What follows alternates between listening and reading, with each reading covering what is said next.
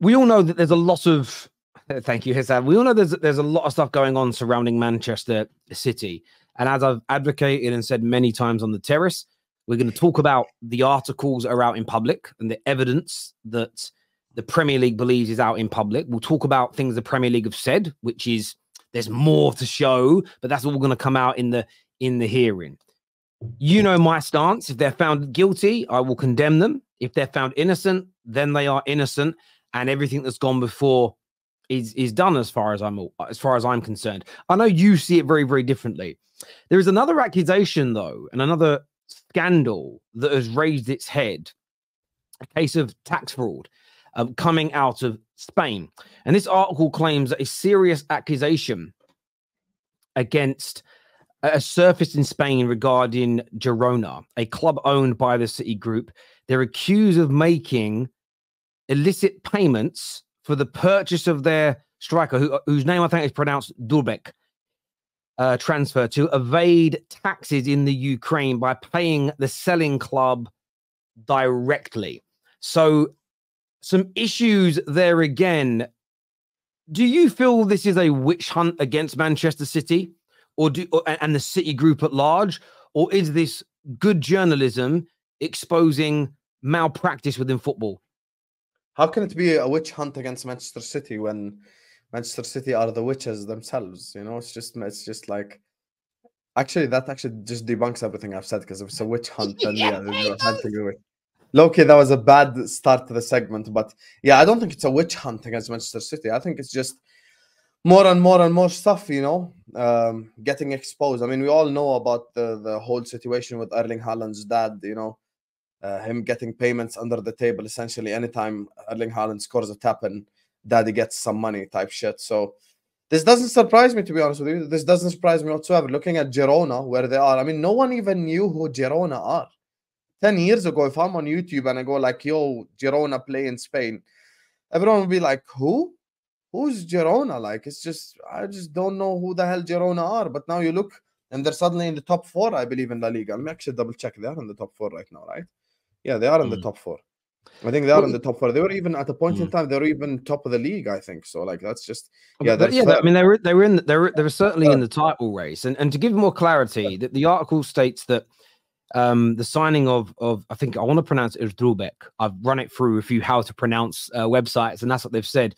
Girona's top goal scorer and their most expensive acquisition is under scrutiny from alleged fraudulent activities aimed at evading taxes in the Ukraine. According to the report, the footballer's agent may have set up an illegal entity in Estonia to receive payments to bypass the Ukrainian regulations.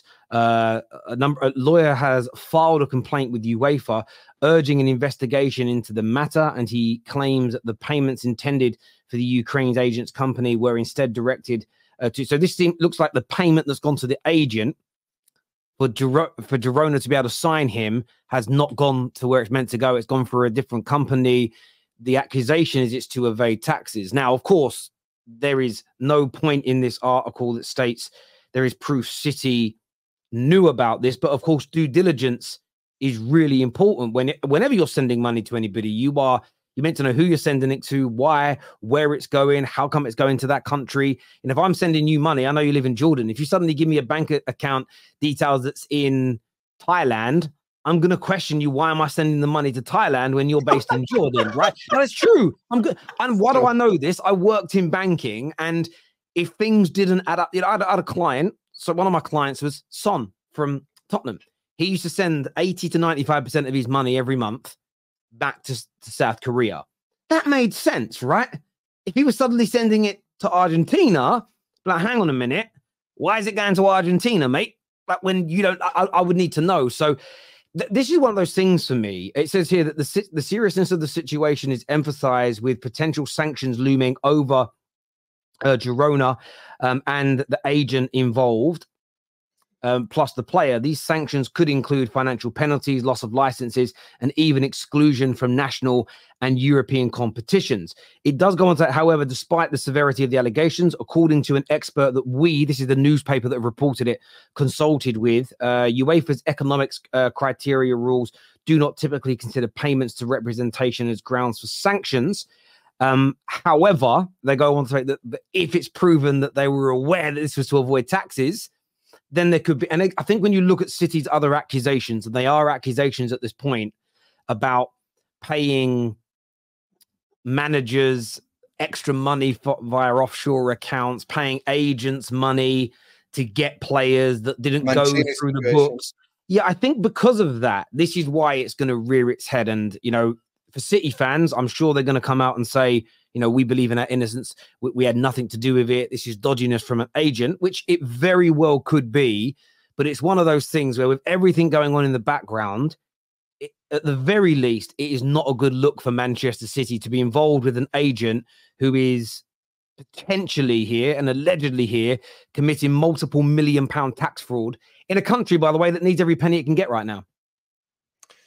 Here's the thing when it comes to this whole conversation. I feel like the fact that, you know, I mean, obviously we've spoken about this before. The fact that Girona and Manchester City have the same exact owner is something that, you know, I find problematic. And I've spoken about this even when it was related to my own club. When people are like, oh, here, FSG are going to do the multi-club model thing. I don't like that. I don't like the fact that it's just the same guy, basically, you know, that owns multiple different football clubs.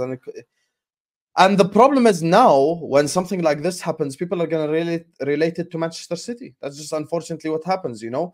If Manchester City are the same owners that are the owners at Girona or whatever it is, it's like, you know, one of the clubs that they bought alongside like New York City FC and like the club they have in the Indian Super League or whatever. Then, yeah, it's just a part of the equation now. I think this type of stuff, obviously, we've seen before in Spain with players actually like going through a problem with this tax evasion stuff. So even the country is going to take this stuff seriously, like stuff like tax evasion and all that. You know, if you set up, as they've been saying, which is set up a bank account in Estonia, essentially, to avoid taxes, then this is a serious matter.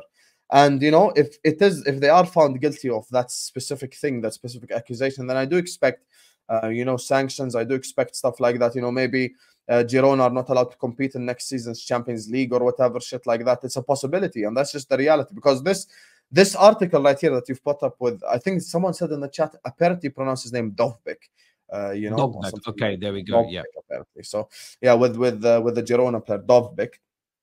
If that happens, and they do get sanctioned, then I do expect that they won't be able to compete in the Champions League next season. And you know, there's already a controversy, Terry, that happened 3 weeks ago on this very exact show, when you asked, what do you think of Savio moving from Girona to Manchester City? And I was like, here we go again. Here we go. Like, you could just call this.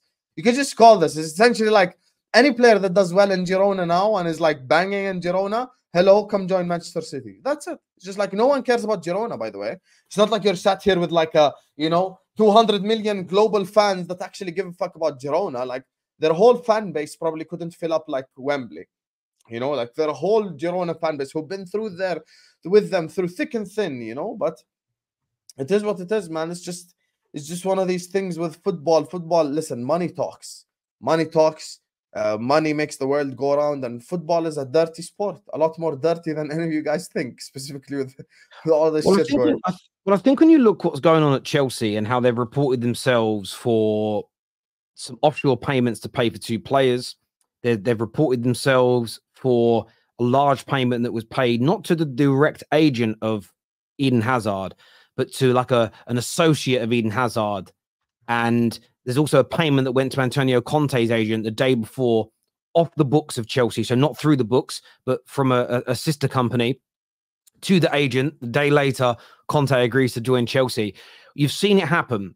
When I've read some of the articles regarding to City's cases, and you've listened to the journalists that have shared this news talk about it, they have stated that the Premier League have alluded there are multiple elements of that within the Chelsea, the Manchester City cases as well. Now, the proof is going to be in the pudding, and we're going to see. But if there are multiple cases of paying agents too much money, or where the money's gone, or the mechanisms it's gone through that are also part of this overarching City situation, this is not going to be a good look for them as well. So it's